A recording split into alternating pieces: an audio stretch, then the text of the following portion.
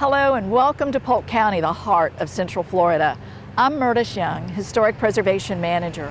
Join me as we travel on the Heritage Trail to discover Polk County's rich and diverse historic places.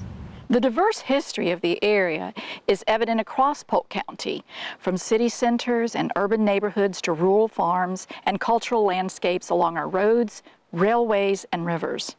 History allows us to explore sense of place, the unique character of the county, and learn about the numerous people and events that shape the region.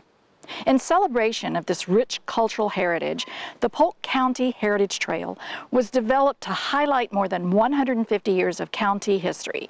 From historic homes and museums to Civil War sites, the trail provides an opportunity for communities to share their local history in the authentic locations where it happened. Join us in exploring the Polk County Heritage Trail. Today on the Heritage Trail, we are exploring the unique historic district of Davenport. From the stunning residential areas to the commercial spaces, the homes and businesses that comprise Davenport's historic district tells the stories of the early pioneers and the enterprising residents who laid the foundation for 100 years of history. Following the end of the Seminole Wars, pioneers established homesteads on newly available lands in Central Florida. Settlements sprang up along old military roads as early pioneers snapped up valuable agricultural and cattle grazing lands. In the northeastern section of Polk County, settlers were drawn to the area at Horse Creek, where a tiny town was established near the site of the former Seminole War post of Davenport. The community received a massive boost in the 1880s as Henry Plant's South Florida Railroad laid track through the area. Members of the Jacobs, Kirkland, and Bowen families soon appeared, and by 1886, the town changed its name from Horse Creek to Davenport. By the turn of the century, new business enterprises tapped into the area's natural resources, spurring a period of growth for Davenport. Central Florida's extensive forests of pine and cypress provided ample resources for the development of the turpentine and lumber industries in Davenport and neighboring Loughman, while the Everglades Cypress Lumber Company in Loughman quickly became Polk County's most prominent provider of timber. E.H. Garris traveled from Georgia to Davenport with his family and large workforce and established the Peninsula Naval Store. C.A. Parrish also capitalized on the turpentine and lumber industry and operated the Davenport Naval Stores Company. Parrish later served as editor of the short-lived Davenport Messenger in 1914. As new families arrived in Davenport after the turn of the century, a small residential core emerged in Davenport's downtown area. These new families not only contributed to the economic growth of the area, but played a major role in the incorporation of Davenport in 1915. T.J. McKnight built a small home known as Wayside Inn for his family shortly after settling in Davenport. McKnight worked for a period at Parrish's turpentine and lumber operation and later planted some of the first citrus groves in the area. McKnight, along with Peter Jordan and Harry Woolery, were among Davenport's early town council members. Jordan was a native of Scotland who arrived in Davenport in the early 1910s. Woolery was a Pennsylvania native who arrived in Davenport shortly before Jordan and constructed the Woolery House in 1911. One of the oldest structures in Davenport, the Woolery House, was a three-story frame vernacular-style home that also served as a hotel and boarding house for the visitors to the area. Following a major renovation in the late 1990s, the Woolery House was reopened as the hotel by the Summerlin family and today serves as a charming flower shop and popular tea room where residents and visitors enjoy home-cooked meals served by a staff in historic period attire. D. Delson was the owner of the Fair Store, where residents could stock up on general merchandise and attend community gatherings, including Saturday night dances. Norwegian immigrant Gustav Torgerson came to Davenport after purchasing land from the Florida Land Development Company and maintained a photography studio on the second floor of Delson's Fair Store.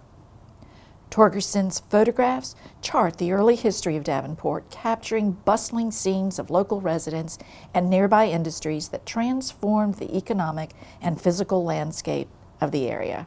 Delson's impressive home was constructed in 1915 and was later purchased by Lorenzo Wilson, a native of Canada whose business ventures included the Wilson and Toomer Fertilizer Company and the Holly Hill Grove and Fruit Company. Renamed Overlook, Wilson used the craftsman-style home as his Davenport residence when visiting the area on business for the Holly Hill Company. Beginning with a 40-acre tract of land, the Holly Hill Grove and Citrus Company helped transform Davenport into a citrus center.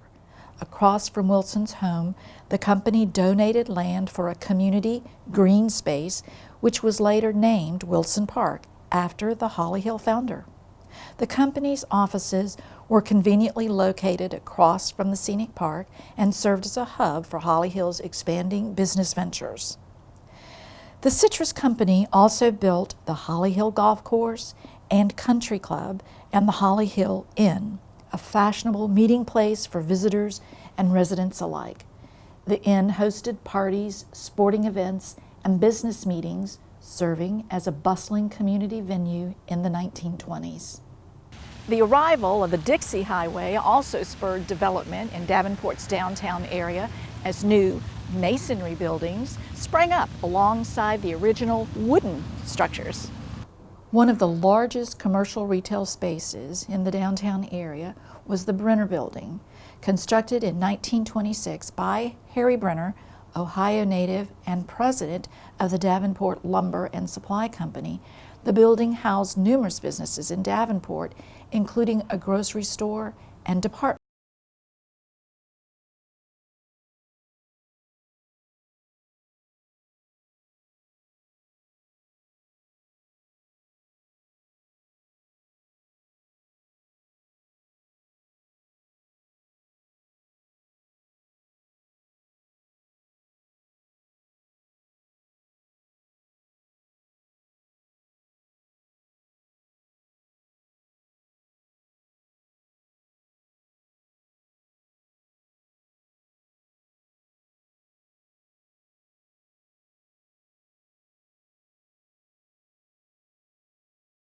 Who established one of the first service stations in Davenport.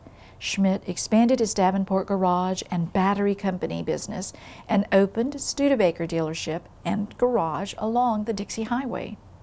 Known as the Flatiron or building on the point of the Dixie Highway due to its triangle shape, the stucco Mediterranean-style structure contained gas tanks and a large showroom.